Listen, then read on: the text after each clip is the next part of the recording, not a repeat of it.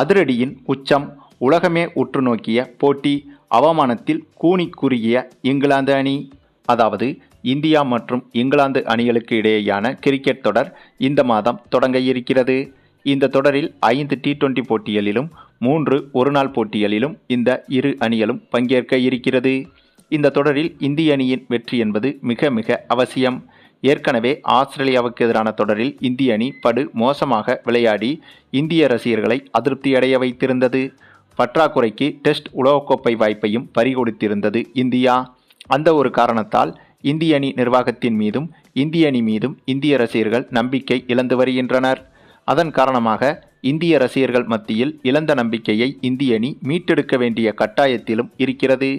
குறிப்பாக இந்திய அணியின் ஜாம்பவான் வீரர்களான ரோஹித் சர்மா, விராட் கோலி, ஜடேஜா போன்ற முக்கியமான வீரர்கள் மீது இந்திய ரசிகர்கள் கடும் அதிர்ச்சியில் இருந்து வருகின்றனர். அதே சமயம் அந்த அதிருப்தியின் காரணமாக நடக்கப் போகிற இங்கிலாந்துக்கு எதிரான இந்த தொடரை காண இந்திய ரசிகர்கள் அவ்வளவாக இதுவரை ஆர்வம் காட்டவில்லை. அதாவது இந்த போட்டிக்கான டிக்கெட்டுகள் இன்னும் எதிர்பார்த்த அளவுக்கு விற்பனையாகவில்லை. இதை புரிந்து கொண்ட பிசிசிஐ வந்துட்டு இப்போது இந்த இரு அணிகளுக்கு இடையேயான வார்ம் அப் போட்டிகளை தொடங்கிவிட்டது. கண்டிப்பாக இங்கிலாந்துக்கு எதிரான இந்த தொடரில் இந்திய அணி வெற்றி பெற வேண்டியது கட்டாயம். ஆகவே அதற்கு இந்திய அணி வீரர்களை தயார்படுத்தும் வகையில்தான் இத்தகைய வார்ம் அப் போட்டிகளை இப்போது பிசிசிஐ நடத்தி வருகிறது. அதிலும் அப்படியாக நடைபெற்ற சமீபத்திய ஒரு T20 வார்ம் அப் மேட்சில் இந்திய அணி வரலாறு காணாத பேட்டிங்கை வெளிப்படுத்தியிருக்கிறது. ஆமாங்க, வழக்கமாக இது போன்ற வார்ம் அப் போட்டிகளில் அனைத்து அணிகளும் நிறைய ரன்களை வழக்கமாகவே குவிக்கும். ஆனால் இந்த போட்டியில் இந்திய அணியின் அதிரடி என்பது இங்கிலாந்து அணியை தாண்டி இந்த ஒட்டுமொத்த உலக நாடுகளும் திரும்பி பார்க்கும் அளவுக்கு அமைந்திருக்கிறது.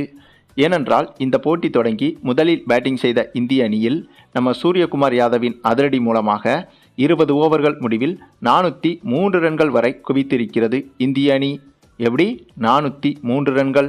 இதில் சூரியகுமார் யாதவ் மட்டுமே அதிரடியாக விளையாடி 195 ரன்களை குவித்திருந்தார்.